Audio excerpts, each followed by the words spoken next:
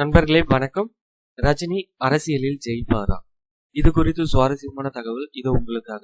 Super star அவர்களோட அரசியல் என்ட்ரியால யாருக்கு சாதகம் பாதகம் என்பது குறித்து இந்தியா டுடே கார்பி இணைந்து ஒரு சர்வே நடத்தியிருந்தாங்க. அந்த சர்வேவோட முடிவுகள் ரொம்பவே சுவாரஸ்யமாக இருக்கு. என்ன முடிவுகள் கிடைச்சது தெரிஞ்சுக்கலாமா? ரஜினியின் வருகையால அதிமுகவுக்கு பாதகம் என்று 54% பேரும், சாதகம் என்று 35% பேரும், 11% பேர் கருத்து எதுவும் சொல்லல அப்படின்னு கருத்து கணிப்புல இருந்து நமக்கு தெரியுதுங்க.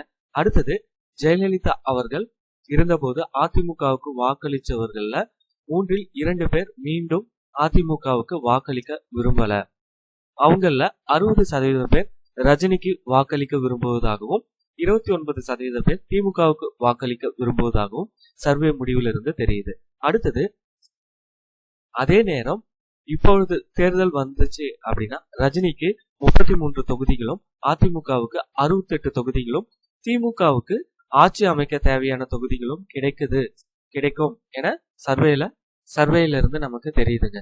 இதுதான் தற்போதைய அரசியல் நிலவரம்.